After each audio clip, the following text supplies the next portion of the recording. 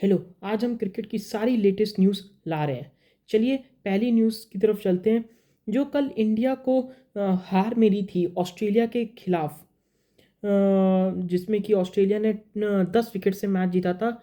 मैंने आपको अपने कल के शो में बताया है, देखिएगा अगर नहीं देखा तो उसमें 5 बड़ी कारण आ रहे हैं हार के। 5 कारण बड़े। जो पहला कारण ये है कि जो इंडिया का बैटिंग ऑर्डर है वो फेल हो गया।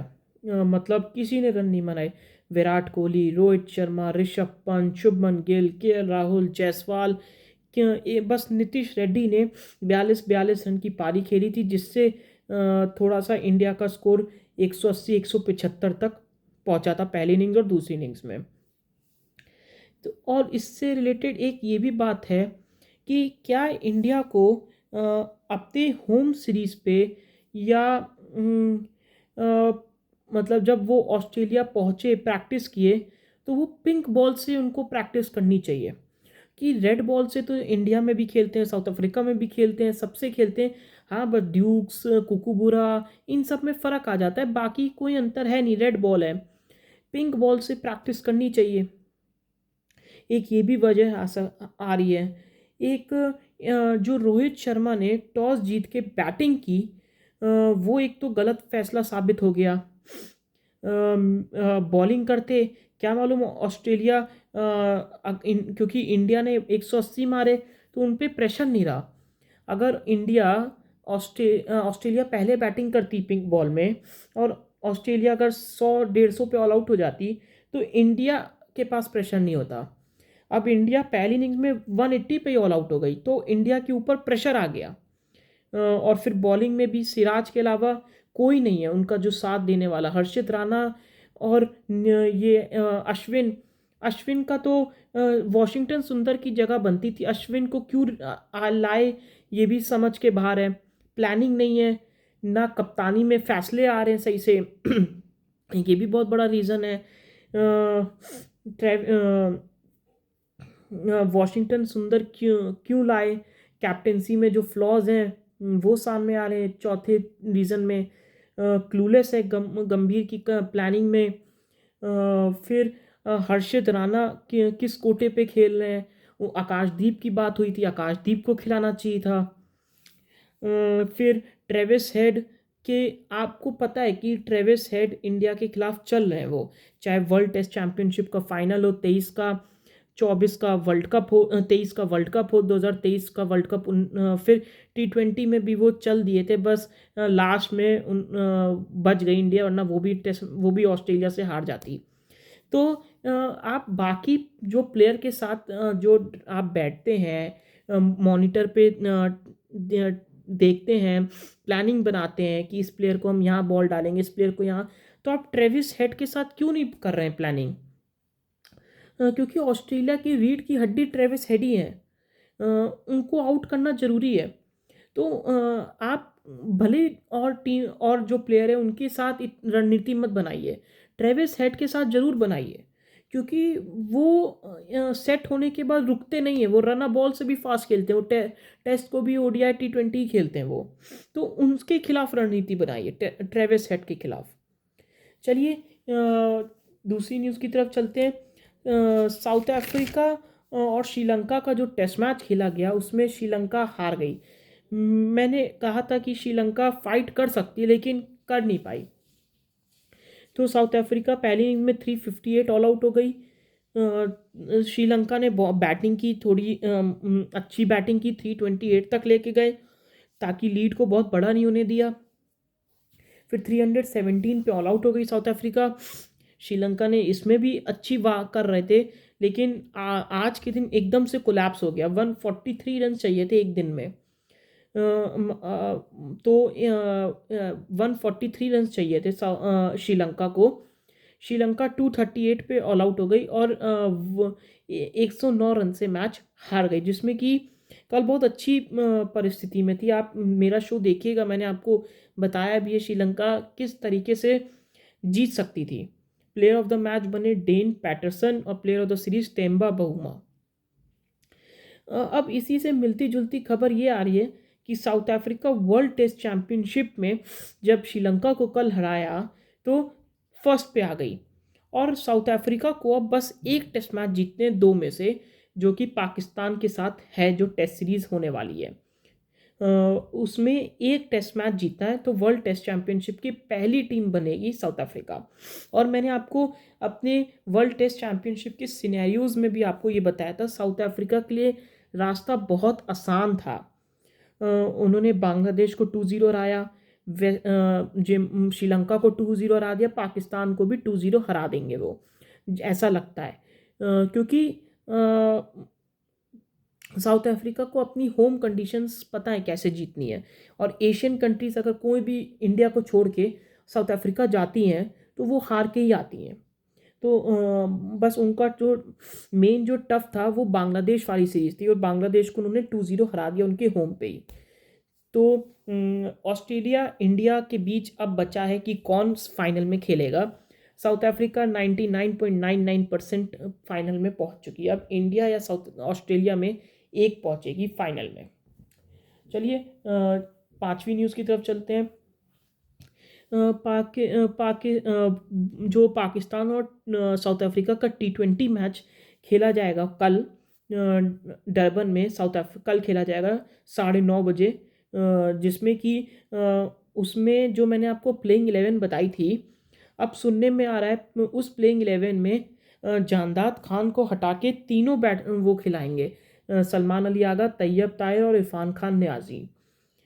पहले क्या था, तैयब ताहिर और इरफान खान न्याजी में से कोई एक खेलेगा, लेकिन अब तीनों को खिलाने की बात चल रही है। तो कुछ इस तरह प्लेइंग 11 बनेगी अब। साइम अयूब, रिजवान, बाबर आजम, उस्मान खान, सलमान अली आगा, तैयब ताहिर, इरफान खान न्याजी, शाहीन शाह अफरीदी, अब्बास अफरीदी, हारिस रऊफ और सुफियान मुकीम।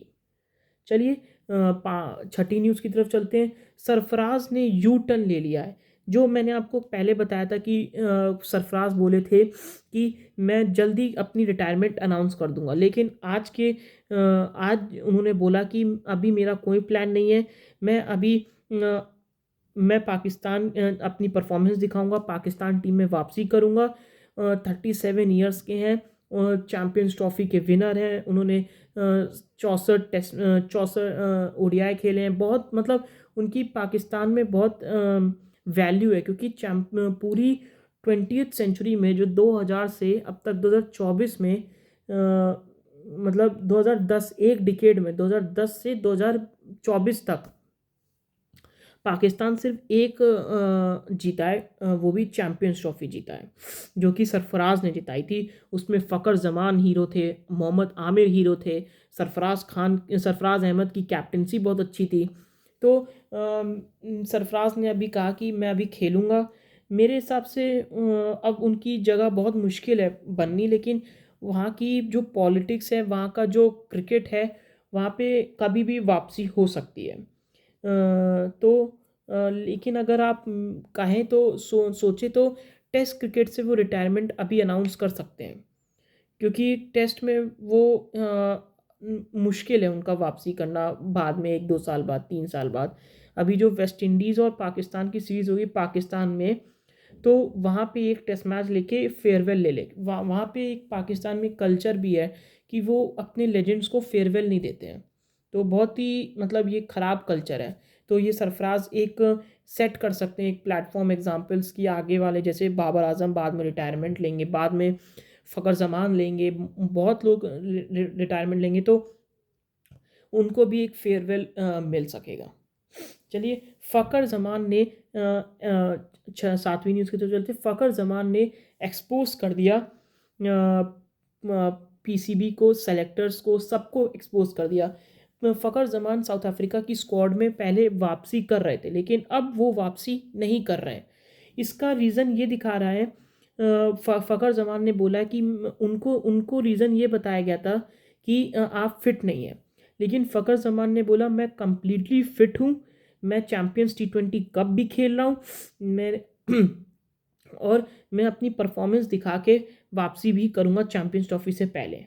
लेकिन मेरे हिसाब से उनको परफॉर्मेंस दिखाए ना दिखाए, उनको उनसे मतलब नहीं होना चाहिए। कि फ़खर जमान पाकिस्तान में एक इकलौते बैट्समैन है जो हार्ड हिटिंग भी है, जो 2 डबल सेंचुरी भी मार चुके हैं, एक 196 की पारी साउथ अफ्रीका में भी खेल चुके हैं। इंडिया में 2023 के न्यूजीलैंड के खिलाफ 400 रन का टारगेट उन्होंने चेस किया था।